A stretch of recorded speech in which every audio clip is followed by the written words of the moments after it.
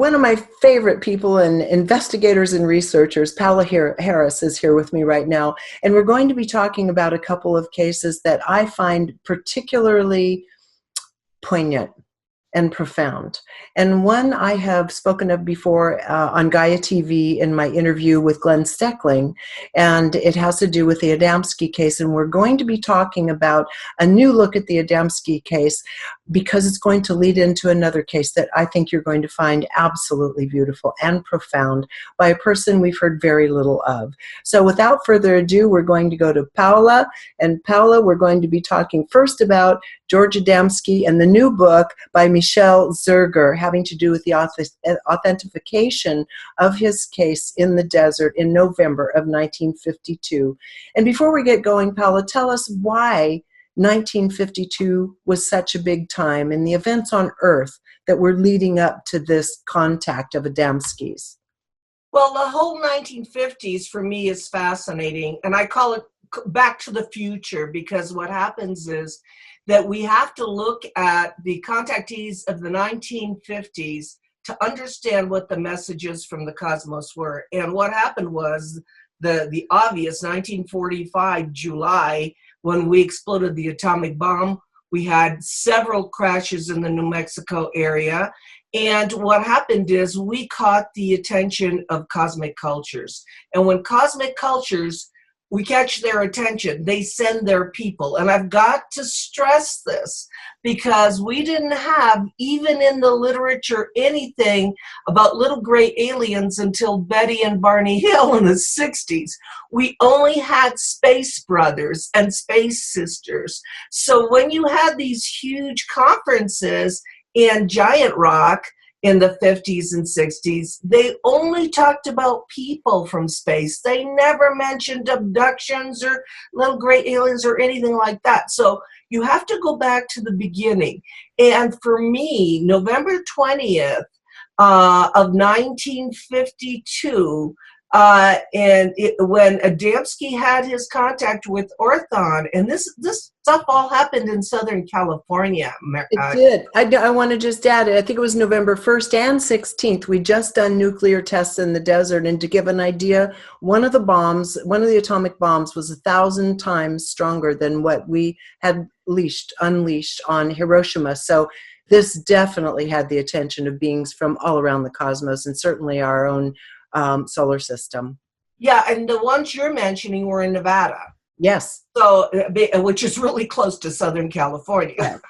Right. So the ones you're mentioning were at the Nevada test site. Well, they kept doing it.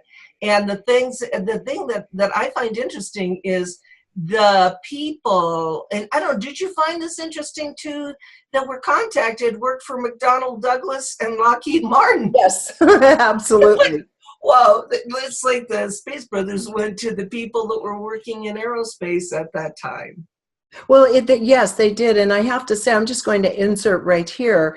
When I was looking at that part, reading both of these books, I was flashing back on conversations with the beings I've talked about many times that I've had guidance from over the last several decades. And one thing they told us many years ago was that the reason the UFOs started coming and hanging out, particularly in areas where there was military activity, was specifically that. They were very concerned about the weapons we were producing and what we were going to be projecting into space. And also how what we were doing here by way of these nuclear tests had been affecting the atmosphere. And this is not cool on a cosmic scale. I mean, we think it's all right, but it's not cool. And it does draw attention, especially around any kind of military installation. And so, of course, it would be natural to start contacting people who are in contact with these military industrial firms. Well, the military industrial complex is the whole mystery behind this. But isn't it interesting that those became the contactees? Now, not Adamski, because Adamski had his own life, and he was a world. He was a mystic, yeah. But George Van Tassel, Daniel Fry was a physicist at White Sands, and then, of course, the very little known case that, thank you for covering it, of Orfeo Angelucci. Now, Orfeo Angelucci was really an East Coaster. He was from Trenton, New Jersey, and he had trouble with the thunderstorms in Trenton, had electrical imbalances, and he moved to California and got a job at Lockheed Martin. And I've driven by that old and now it's a strip mall, but it has an airplane which shows you where Lockheed Martin was. And from that point on, this story is very detailed about contact in Burbank. It is. And so now let's set it up by talking about Adamski first and what happened by way of his contact and some of what he was shown. This is a briefer part of the conversation because as we get into, is it Angelucci or Angelucci? Angelucci. Angelucci. Italian, yeah. Okay, yeah. Orfeo with an F, yes. Yes, Orfeo Angelucci. We're going to hear really not only the bulk of the messages, but these are really deep messages, and they impact us to this day and beyond. So let's set it up. Adamski was out there, and he met with this being. He was out with a bunch of other people in the desert, and we have pictures to cover all of it. George Hunt Williamson and his wife and other people, yes. The book that we're going to talk about is Michel, and Michel is French. Mm-hmm. But he lives in Tokyo. And this is the new book. His first book was called Visitors Without Passports. They Are Here. That was his first book. So I read the first one. This one just came out. And it actually has, and that's why it's so important, it has a picture of Orthon that's been, it's been enlarged so the people it was really a space being. And we're going to go ahead and show all these images and insert them into the video so they're nice and clean, so you won't even have to have perfect, which will be easier. So so he had a telescope, and so he started photographing these cigar-shaped UFOs, and then he got the message to go to Desert Center, which is near Joshua Tree. And that's where he went with these 5 or 6 people. So he wasn't alone. And what he did was have a physical meeting with a physical being who left his footprints. I mean, more than that, I don't know, when people say, I don't believe a story, I feel like saying, well, why don't you look at the physical traces? Not only do you have witnesses, you have footprints, and George Hunt Williamson takes plaster casts, 2 of them, of the footprints. So the message was, to make it really clear, just be careful of your nuclear capacities. You people can destroy yourselves. You have a dimensional world, and when you use the nuclear power you've discovered, you can't go backwards, and it does affect other dimensions.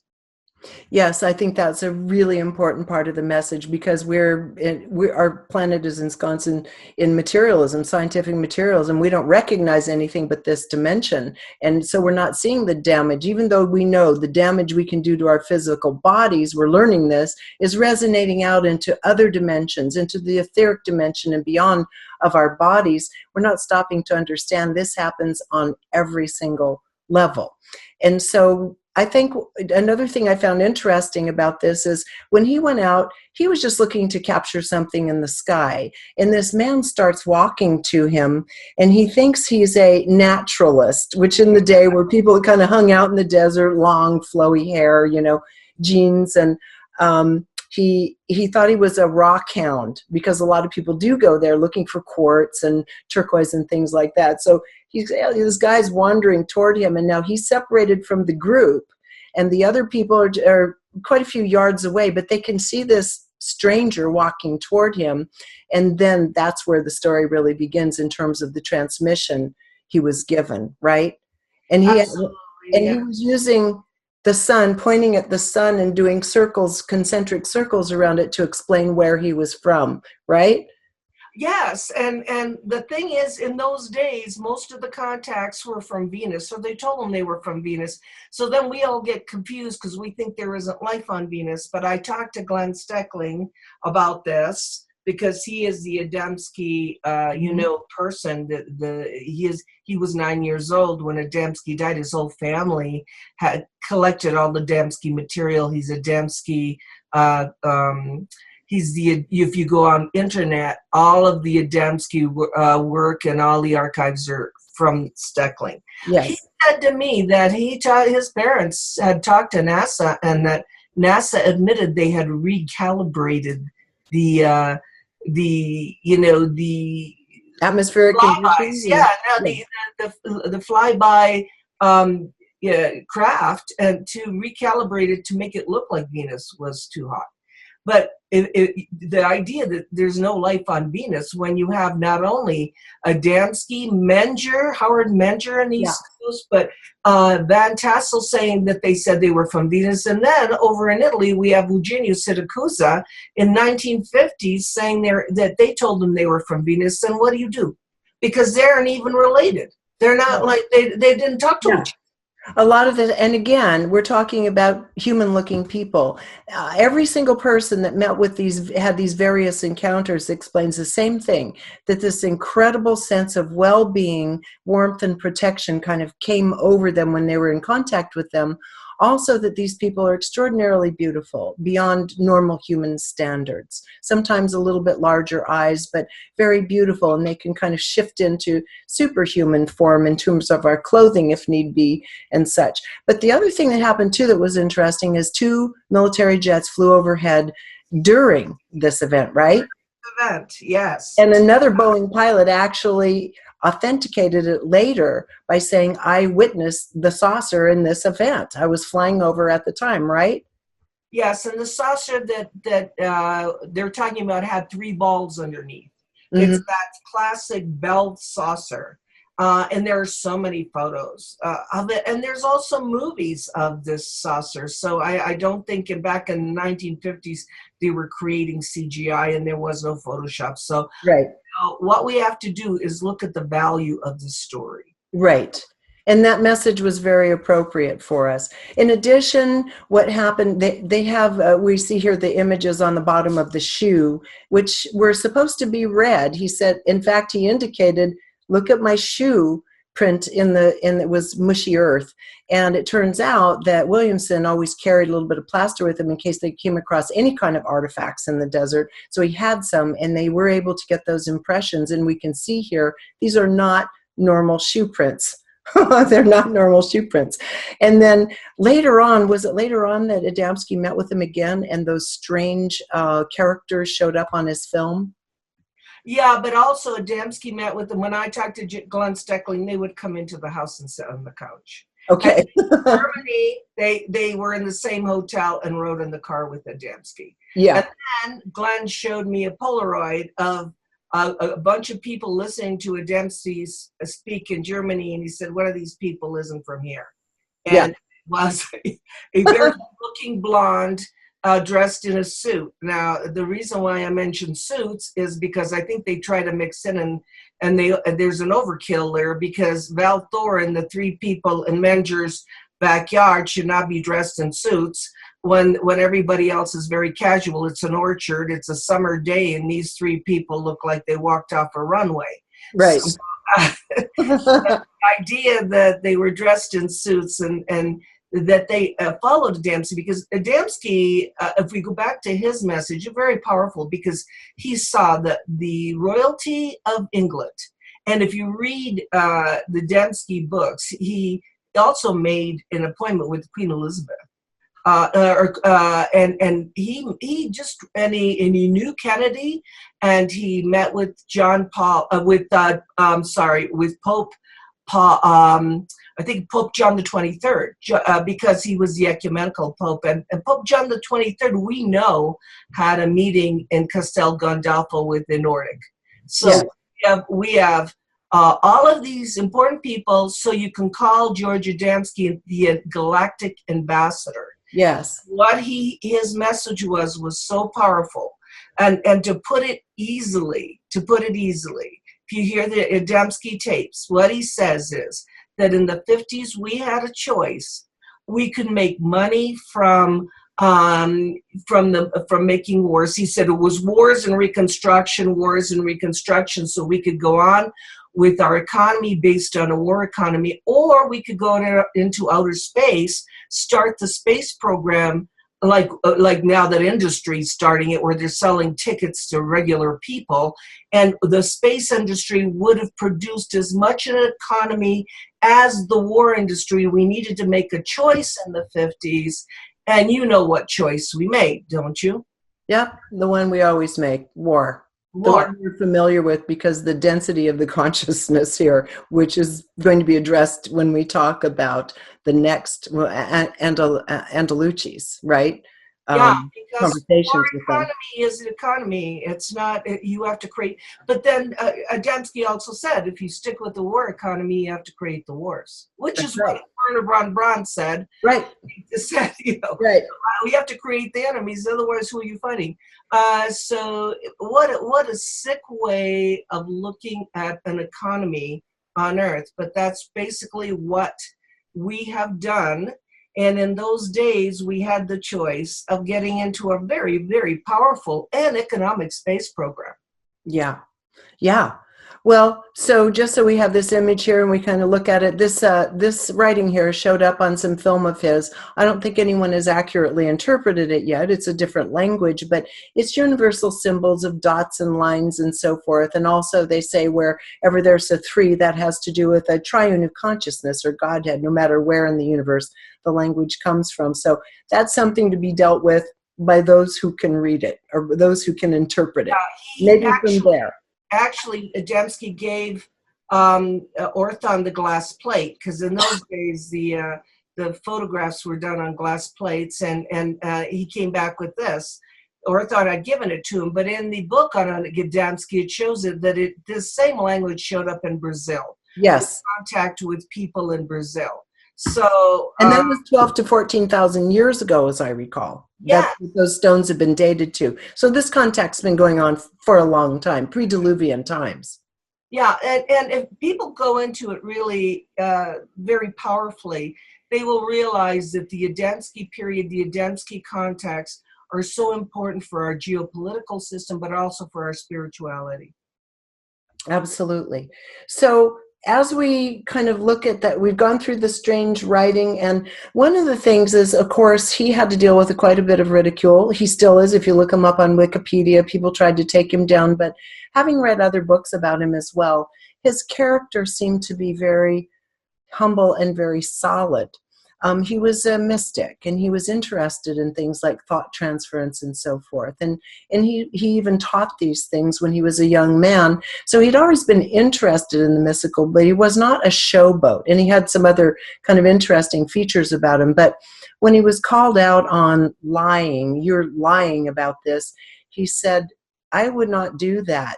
If I lie now, basically it lowers my own frequencies, and I know that I'm going to be continuing on and returning, and why would I want to do that to myself? And that was one of his arguments for why he not only wasn't lying, he never would lie about such a thing. Yeah, he was trained in India, just like Billy Meyer. I mean, you have to study the background of these people, and he was trained in India. He had that thinking. But he was I heard his latest tapes, and he was speaking to people in technology. And he was saying how we were missing out on all this amazing technology. So he was very solid. He was very logical. He was much more logical than other people, you know. I mean, he had a very logical way of thinking. And Regina, he's buried in Arlington National Cemetery. Yeah. Well, and he would challenge people, literally challenge them to take on this information and please disprove it. And nobody took it on. Nobody tried to do that. So he wasn't just throwing it out there and say, take my word for it. He's saying, analyze it, look what you can, look at it any way you can, disprove it if you can. I'm offering it to you for your own use. I mean, that was his attitude. And he didn't intend to share it to begin with. It was Williamson, right? And then Williamson and Bailey started channeling afterward, you know, and, you know, you always have the main guy and the people who kind of want to be the main guy. You know, Regina, I'm so glad you said that, because even with the Six Sopas situation down in the Chilca Desert in Peru, he had the main guy, and then you had all the guys around him who became contactees. In Italy, all the guys around Eugenio Siracusa became contactees, you know, and they're all guys, unfortunately, but Whenever these contacts used to happen, there were people that around them, especially if they were spiritual, who also had contact. It's almost like they were prepared. In other words, the beings are going to somebody, they don't have to start from scratch. They're prepared. Yes. Okay, so now we're going to bring these stories together because Adamski, Williamson, Bailey, and others attended a UFO conference that was put on by Orfeo, right? Orfeo Angelucci. And this again was in all these cool things. Yogananda was there. There was all this stuff happening in Southern California at the time, which is really fascinating.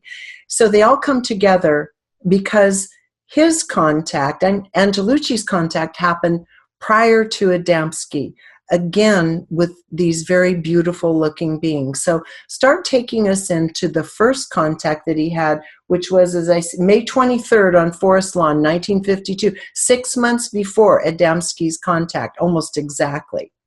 Yeah, and the thing is, the conferences that happened were really done by George Van Tassel, or Angelucci is one of those people. But going to what you're asking is when Angelucci moved to Burbank and worked for Lockheed Martin. Yes, he had this feeling of there was something else, and so what his contact happened with a real human-looking person that he called Neptune. He didn't know what his real name was. It was an angelic-looking being, but a Nordic.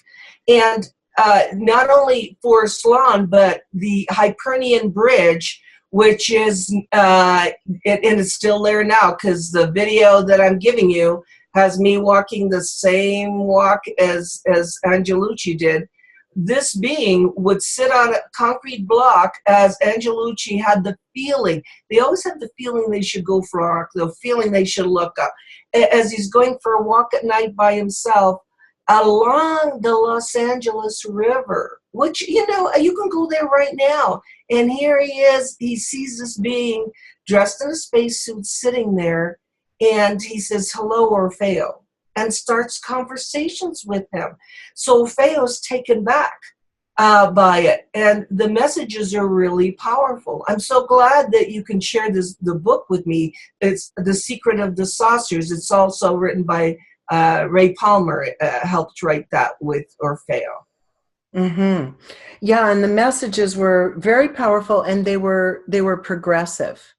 And he said that in this, he was saying that because he was sickly by nature, they say his defenses were down. He didn't have the energy to try to essentially reject contact, and that he had a very sensitive electrical system. As you said, he couldn't be around electrical and thunderstorms, and he started feeling these horrible electrical feelings moving through him, making him feel weak. And these always preceded these contacts, right? These particular events. That's really interesting on a scientific level. That's why I wonder why people aren't studying this on all different levels, psychological, scientific, and so forth. Yeah, and what was amazing is he worked at the Lockheed Martin plant, and he didn't share it at first with his workers. I mean, Right. He shared it with his wife. He would share it with his wife because the contact happened. He said he could walk to where this happened because you'll see it in the video. Yeah. That it was within walking distance of where he lived, and that whole area's been built up. I mean, I think I sent you a photo of what it used to look like, but that whole area is all condos now. And but you still walk under the Hypernian Bridge. Yeah, and he started talking. You're right. He didn't want to tell anyone. He was embarrassed to even tell his wife because he thought he was nuts. He thought something was wrong with him, that he was seeing these things. But as they identified him by name, they started telling him things that were very specific. And I wrote down a couple of them. And one he was talking about in the beginning, when they were first getting his attention, is that the life evolution on Earth is endangered as the enemy prepares in great numbers. Now, this went on to take, I think, a lot of meanings because at the time communism was on the rise, and it was seen certainly by the people in America, and it would have been by him as well, that this was kind of a dark force. It was a repressive force that took people's sovereignty and rights away, and where people were spying on each other and the like. So that was part of what they were talking about, as I understand it. What's your understanding of that first contact? Yeah, no, it is. It's political. I mean, it was political. It was political because it was it was an era full of turmoil, and then it goes on to spiritual later on, because then they start talking about God, and they start talking about that they are. And the only way I can explain it to people is they're a group that have a collective consciousness. If you were on the planet, you'd say a Christic message of, love your brother as yourself. A collective consciousness basically means I won't hurt my neighbor. Right. Well, I'll do what's good for everybody. I mean, even if I have to sacrifice myself, I'll do what's good for everybody. Yes. And as it went on, in that first encounter, as I understand it, they went on to explain, we're like your older brothers and sisters. Yeah. Essentially, it says, each of you, and I love this quote, each of you is infinitely important to us than you are to your own fellow earthlings, because you are not aware of the true mystery of your being. And of course, you know me, you know the origin story, you know how that perked me right up. And we're going to get into that in a little bit, because it's a story, again, that was validated in my Hermetic studies, and I haven't really heard it mentioned much elsewhere. I think if you get into the Urantia work, you start bumping up against it. But so that's what they were saying, is you don't understand the mystery of your own being. Now, what's that mean to you, Paola? Well, it means that first of all, it means in some way we're connected with these cosmos beings. Yes. Some way. And then the second way is that we don't know what our possibilities are, because we're so grounded. And each person on Earth, or unknown self, which transcends the material world in consciousness and dwells eternally out of time. And that's from the book too. And when I say when they say dwells eternally out of time, what they're talking about is that we live forever, or that we have a consciousness that lives forever, and that we are eternal beings. So they're giving him in this book, and this book needs to be read. All kinds. It's beautiful. It's a beautiful book. Yeah. And so that's, it means that we're more than we think we are. And the sad part about it, though, is we were given these messages, and we don't listen to them. We were given them through George Van Tassel, through Robert Short, through Howard Menger, through Daniel Fry, through Adamski, and now Orfeo Angelucci, because I happen to be working on the giant rock people, and we need to go back there. We need to go back to the future. I agree with you. And the messages continue, and they're messages that we still haven't heeded to this day. One of the things, and this is no surprise to anybody watching this, it said, Earth is a kind of purgatory, as it is right now, the way it's turned out, that the hatred and selfishness and cruelty is really what keeps it in these very low, dense frequencies. And it says, humans seem to gain wisdom and spiritual evolution through suffering, which again, my same guides told me this many years ago. They said, because I asked, why is it that it is the way it is? And they said, at this point in time, that is how humans seem to respond. And it seems to me a lot of that has to do with the fact that we are essentially afraid of change. Anything that threatens our security, our status quo, we're afraid of. And that can be each other, another culture, the ending of a relationship, or whatever it is. And as a result of that, we have to kind of be forced through by one event and one trauma after another into finding our own way spiritually. And it's oftentimes those suffering moments where we make our big breakthroughs. Thoughts on that? Yeah, well, unfortunately, you're right.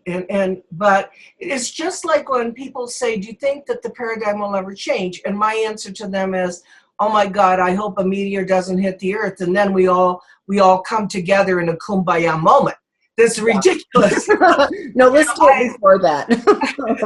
Could we make this change without the meteor coming to Earth? Or could we make this change without the tsunami? Or can we make this change without the hurricanes? I think that's the point of their message, right? They were trying to say you don't have to wait for those things to happen. You can choose to make these changes. Well, let's you and I decide we don't want that. Yeah, absolutely. I'm not doing that. Most of the people watching don't want that anymore either. Another thing happened too in that second contact. This was in kind of a pearly igloo, the inside of a ship he was out on board. And one of the things that was shown to him is he was questioning, well, who is Christ? Of course, this was a dominantly Christian culture in the day. And so he's in his own mind telepathically, he's just wondering, well, who was the being Christ? And telepathically, they answered him and said, Christ is an infinite entity of the Son. And that's just what we know as Jesus Christ is simply one iteration of that. And he was using that as an example that humans too are immortal. But this particular being, and if you look at it in the Hermetic terms, this particular being known as Jesus Christ was also known as Horus, and under many, many other names throughout history. When there were changing times ahead and a new message needed to be seeded among humanity. So he described he was a massive eternal entity of the sun, like the son of the sun, right? Yes, exactly. And that was mentioned many times in the book. And the whole idea of the sun, that we're related to the sun, and the sun gives us energy. And of course, we know it gives crafts energy because there's so many UFOs around the sun, is something that people should study on their own. And I heard, and I was friends with Desmond Leslie, who wrote, the books on Adamski, Inside the Flying Saucers and so forth. And he told me and Colonel Corso when we were in Italy that Adamski, instead of an umbilical cord, had a huge sun sign. Yes, he didn't have a belly button. No, but he had this sign like with all these rays of the sun. And I'm wondering if there is a cult of the sun or some kind of ideology around sun worship. And of course, you mentioned Egypt. Of course. And in the Hermetic text, it will say that there are those who are of the realm of the sun who are here to help those on earth find their way back into this realm, because that's the next realm that goes to where these beings are, which is the realm of living and learning beyond suffering. And this is a different density altogether. And he talks about that. He was told that your evolution as a species is to remember this immortal aspect of self and to begin blending the two together consciously and live that way in this dense reality of Earth life, right? If we all did that, we would be, most of us would be raising our consciousness and getting into that collective consciousness that, where you want to be one with everybody, a unity consciousness, which we're really far away from right now. Yes, but the numbers are growing. In fact, yesterday I did a meditation for, I think it was unified.org, and it was International Peace Day, and people were logged in from around the planet. There's always a band of people, but the band of people is growing, and that's what they said. Initially, they told him, you're going to be ridiculed. And these messages we give you are not going to change the world, but they will affect a narrow band of people deeply. And these people will share this information. And it does start inculcating itself into society at large. And look at how many people believe in UFOs and ET contact now compared to back then, 50, 60 years ago. No comparison.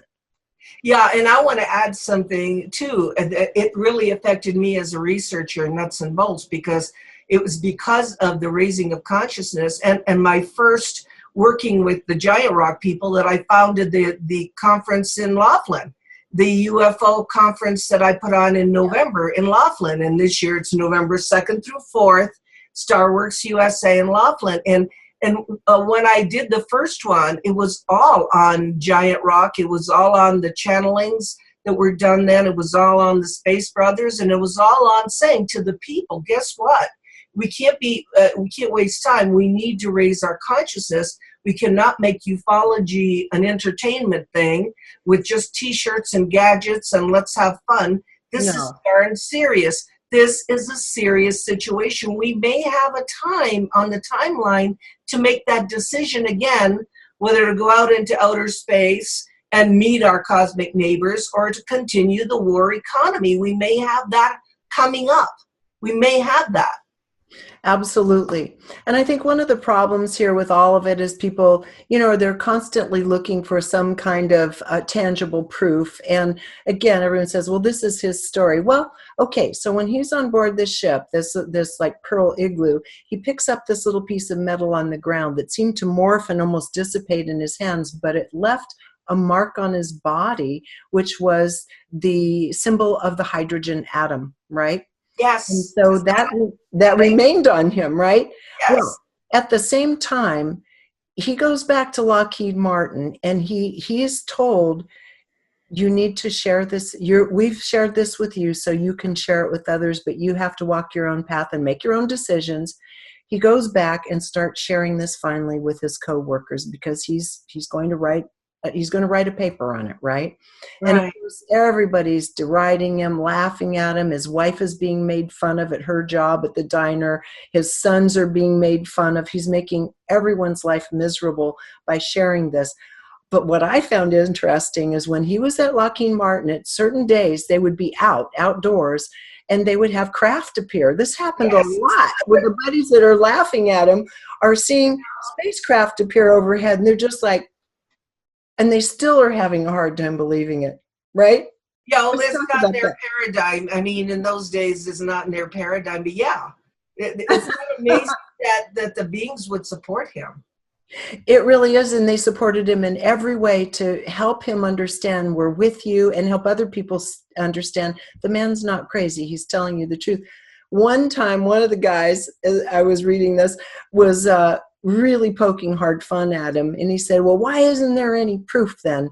And just as he said that, there was a loud bang in the building as they were working on some piece in the building of equipment, a loud bang. And all of a sudden his finger starts developing this dime-sized burning disc that turned gray, again, of the hydrogen atom, showing up right in front of these people. They still wouldn't believe it. It's weird. The study of ufology in general includes the paranormal. When I was doing the work at Giant Rock, and I took everybody there, and my telephone called David Garcia's telephone 17 times. Oh, and my God. He said, what in the world? Your phone is, why'd you call me 17? I said, I didn't call you at all. I don't know what's happening. And we had very paranormal things happening when we were doing the filming, because we do filming at Giant Rock. And we started recording all the paranormal activities, like the phones calling, without us dialing. And I think that's their way of interfering in not a scary way, but a very paranormal way to say, we are watching you. We know what you're doing. And it's their way that is non-threatening either, because they're not going to come down here and stand and watch over you or do anything that's going to cause them harm, especially with our attitude towards ETs now and craft.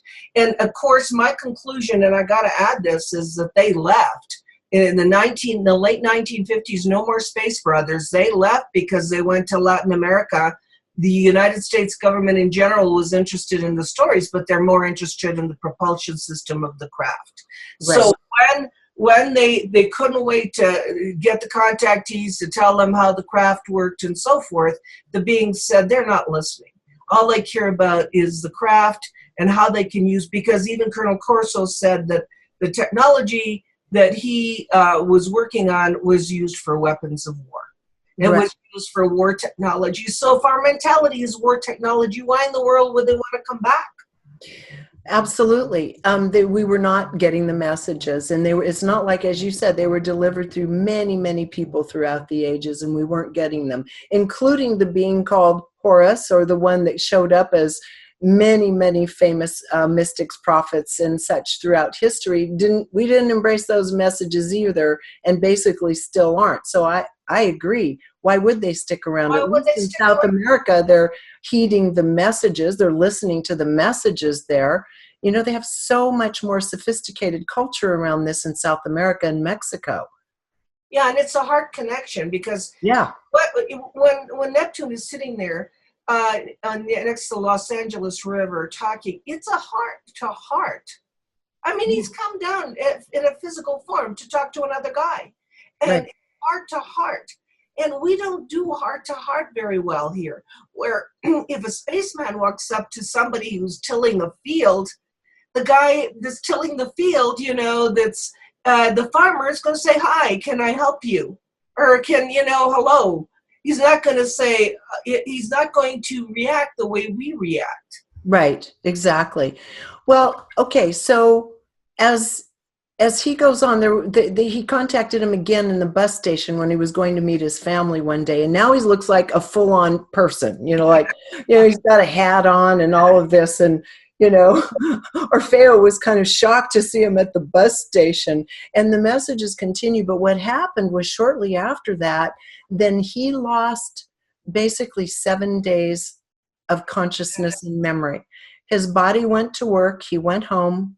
Everyone kept saying, "What's wrong with you? You don't look right. You look pale." He was weak. He just kept wanting to sleep. And this went on for a week, and he didn't know what was going on with him. Pick the story up there. Okay, well, what was the problem was they took him away to show them their world. And they couldn't do it. And the reason why this is so fascinating is this is exactly what happened to Veronica Paz Wells in South America. They took her away to Apo, to another world, to show her how they lived, but it only lasted 5 minutes. In other words, you can't be, as a human being, shocked into being taken away for 7 days and shown another world. They have to do it a different way. And what you have to look at is there's no such thing as time. Right. There's no such thing. What you're doing is dimensionally talking about dealing with this. They have technologies for this. And their technology said, what would be the least harmful way of letting Orfeo know how we live, how we, survive, what our thoughts are, how we have formed a community. And the only way they could do it was that way, which takes the consciousness out of the body. Right. And then you just become a robot and you go to work. But isn't it wonderful? He remembered those 7 days. Yes, absolutely. He wrote it in the book. So somewhere in his brain or somewhere in his awareness, he was able to give us what happened. Which was, to me, really the most profound part of the story. And again, there's cross-validation for this in the Hermetic teachings, which I had read about not even that long ago. And I thought, isn't this interesting that this little man all by himself is being shown all of these things that he was able to bring back forward. And one of them was this could go so deep, we could talk for hours, right? About the subject of a planet, a once very, very bright planet that existed between Mars and Jupiter in our solar system, which, like I said, I'd been reading about just about a month ago, and that the name of the planet was Lucifer. And it was the least material and the brightest planet of all. It was called the shining morning star, right? Right, exactly. It was destroyed by an asteroid. And then he was shown repeatedly, and I'm going to have you pick this up, visions where cosmically you'd see a planetoid or a planet, and then you would see incoming comets or asteroids, and you would see an explosion where it would no longer exist. Other times you'd see they would come in and something else would come in and destroy the asteroid before it could reach the planet. You pick up on this and then we'll finish that part of the story. Okay, well, the whole word Lucifer means light. Yeah. So then we have to look at Lucifer the way the church interpreted it, and Lucifer the way this is interpreted it, a being of light there. And then the idea that I think you want me to go to the fact that this could happen to Earth, but it has been averted several times. It has, yes, and they showed him a date, right? 1986. Well, what happened in 86? That was Halley's Comet. I know, and I've seen footage of Turkey of a meteor coming in, and it's famous. They can go to YouTube and look at it. And a UFO just coming and shattering the meteor so that it doesn't, destroy all entire cities and loss of life. this idea of trying to give humanity a second chance is very generous. And, Well, and you know, I'm thinking to myself, what are they going to just say, give up on these people? well, What are they going to say? You know, I understand why they don't give up. And I, that is, we're not their responsibility, but they all take us on as a responsibility because of what happened. And this is, if people go to my site and then they see down below at your Starworks USA Congress, I talked about the origins of the human species. This is looking more and more plausible with all the evidence I come across as the decades go on, that we're a unique and different species that is not aware of our true nature. This is really serious, and other people from other places have great compassion that we're essentially beautiful, very spiritually advanced, creative, intelligent beings at the core that are melded into this earthly dense dynamic where time exists as a result of density, and that means frustration and anger and everything else that time brings to our feet. But what they said about that was that the planet Lucifer, because Lucifer himself and his followers had started trying to control things, had really started going lower on a consciousness scale themselves. This planet was dissolved. A piece of it still exists, but that the beings still had to find a host home. We have to remember, in the cosmos, all of the planets have their own domain. Lucifer's domain was the planet of Lucifer. We have every single planet has its own master teacher or ruler of that planet, all of which we're interfacing with moment to moment by way of our consciousness and the teachings and the possibilities that are always coming in. So with this being having a lowered state of consciousness, a lot of those beings that occupied that planet did come to Earth and started inhabiting these animal bodies, right? mm-hmm. And that's a problem. That was where the consciousness, I think, where it may have been scattered before, actually became lowered. The consciousness became lowered. Well, the vibration it became lowered. Yes. So it's a struggle to get over that. It's a huge struggle to get over it. And I think one of the things that really struck me, there was another saying here that I kind of, here it is. Okay, so when he was shown this and shown what happened to the beings from that other planet that landed here on Earth, he said, and I have a question following this, he said, then all of the people on Earth have fallen from this former high state? And he said, no. Neptune said no, but vast numbers of Earthlings are former Luciferians. About the others, we'll explain that to you later. The revelation, when it comes, will explain many of the enigmas on your planet. Now, I didn't see the follow-up explanation for that, and I think I want to know if you ever saw the follow-up explanation for that, because I happen to agree with that. There are so many different kinds of beings on this planet, and it was shown, Orfeo, he was one of those fallen Luciferians, and he cried, and he felt so ashamed and guilty that he's trapped in this mire because of his own doings back then. I think that that's a theory that's very valid, but I also, when you throw in reincarnation, then you wonder that then it gets really, really complicated, because then I'm thinking, okay, so if we're a bunch of low density people walking around here, and we're just basically, and you can see the world is filled with murder, sex, violence, and crime. It is. Then you have these high density beings that reincarnate. Are these high density beings from someplace else that have the knowledge already that can intermarry and intermingle with us? And is that how we become more than we are? Is it going to be through generations and generations? How is, that's a question that I can't answer. How is this going to be accomplished? Because we're not all low density beings around here. No. And, my guides explained many, many times that this planet is seeded with every kind of being. There is no one indigenous to here. The people that came from the Luciferian kind of blowout of their planet, many of them they're beautiful beings. Only the ones that had really fallen into that agenda came into Earth. The rest still exist in the other dimensional field and still are kind of associated with the remnant of that, but they're still of higher consciousness.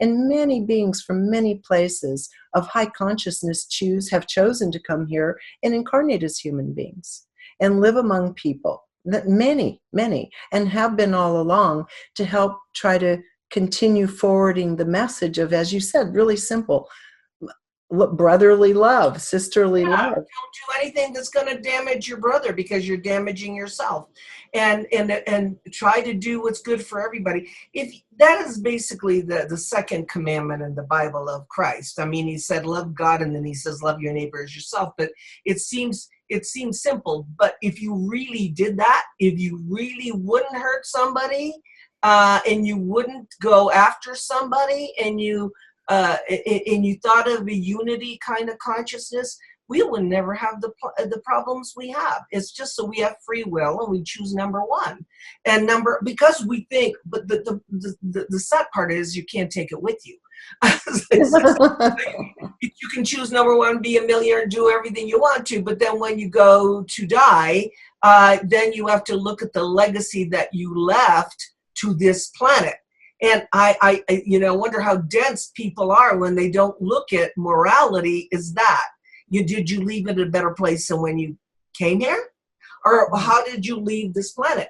And I was going to interject a movie, because as you're talking, I got all these ideas. It's like I'm one of those random abstract thinkers. I remember the day the Earth stood still with New Reeves, and he comes here and he gives up on people. He's just, the thing lands, he's starting to collect all the fauna and flora and plants and stuff, and he takes a look at this mother and the love she has for her child at the very end when she's trying to save her little boy.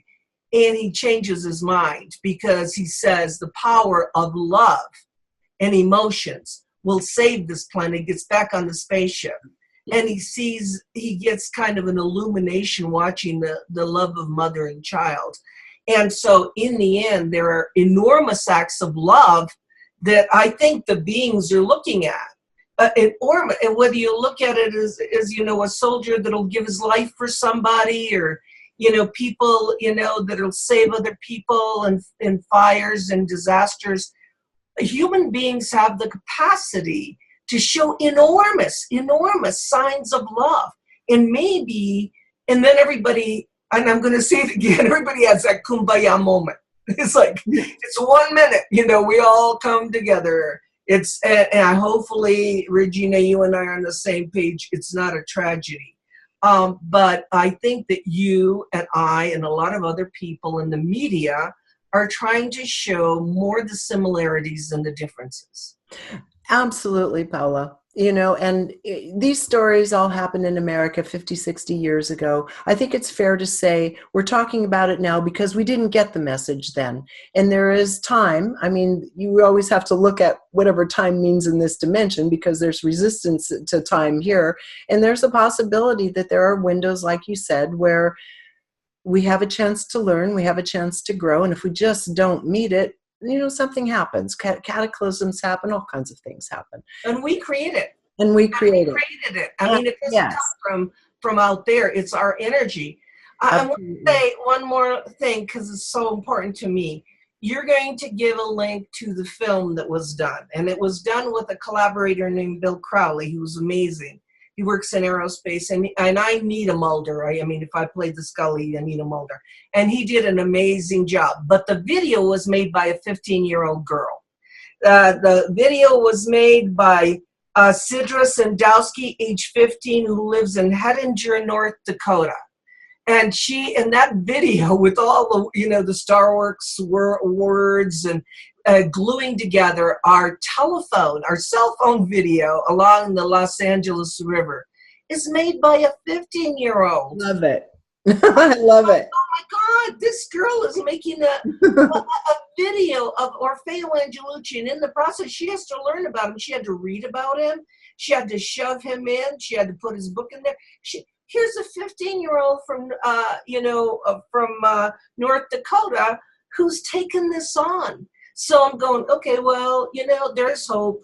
There's hope. There's hope. I agree with you. I'm an optimist and I do believe it. I mean, more and more people are starting to wake up with a cleaner heart day in and day out. This is happening. We're starting to understand that the kind of barbarism we've been displaying isn't working. And even if you still have a faction that's going to buy into it, more and more people are really shifting to the other side. And that was really part of the message about 1986 when he was shown that an asteroid, that a comet of large proportions could hit Earth. That's when Halley's Comet came along, right? And it didn't. Yes. And as my beings have said as well, as long as you keep a continual movement forward in the consciousness of the planet, many events that are lining up on timelines to occur will be averted. Edgar Cayce made prophecies about what was going to happen to the world, what it was going to look like through various eruptions. And they said much of that will be averted because of the raising of the consciousness in the lands of the planet. So I think we're on a maybe even a better trajectory than we think, right? Yeah, and I think a lot more people will get it. As Yes. soon as you get it, then you have to change your behavior. So it's exciting, and I'm so glad we're close friends because I need your support every once in a while because it's going to be better. It's going to be different. We're getting there. So we're doing this thing side by side, Paola. Hey, really quickly before we sign off, I mean, people will be seeing this before your conference. Okay. Yeah. And then of course, afterward, if it's already passed, then forget about it. But just really quickly, who else is going to be talking at your event this year? Well, you agreed to do next year's on remote viewing. So I've done it a couple times, and I will be next year too. November 1st, yeah. 2019 on remote viewing. We're going to have Russell Targ and all the remote viewers and so forth. We're going to talk, but we're also going to talk about extrasensory perception, ESP. So that's part of it.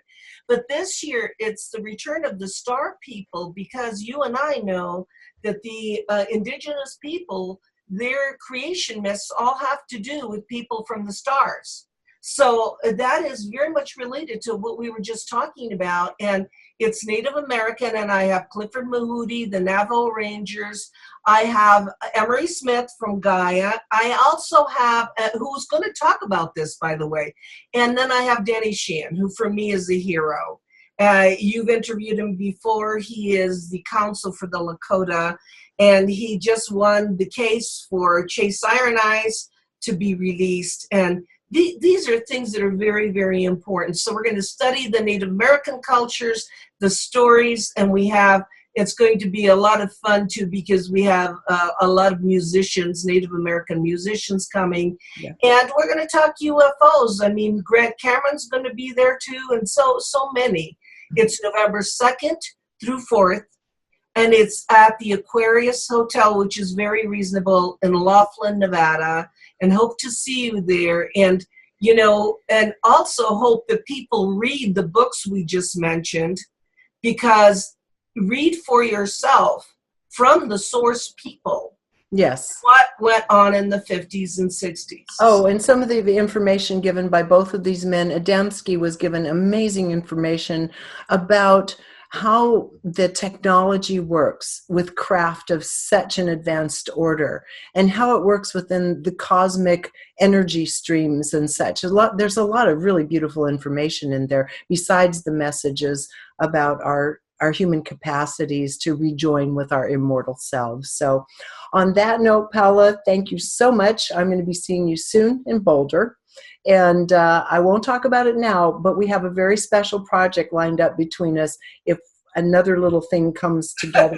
And I will be talking about it soon because it's crazy. We're going to be doing some investigative reporting in Europe next year, May of 2019. So well, thank you. And thank you for this conversation. It's been really uplifting for me. It's PaolaHarris.com, right? PaolaHarris.com, yeah. And the other one is StarWorksUSA.com. Yes. And if you want to take a look at any of these particular books and a lot of Paola's other work, she's written a lot of books. She's done some amazing articles, video, and so forth. Again, just go to PaolaHarris.com. So until next time, thank you for joining us here on ReginaMeredith.com. Thank you for watching this video. You can find many more like it free of charge by going to reginameredith.com. And if you're finding that this kind of content is adding value to your life, you might want to support my work by clicking on the Patreon button on the website, reginameredith.com. As a patron, you have special videos, insider commentary, and much more. Check it out.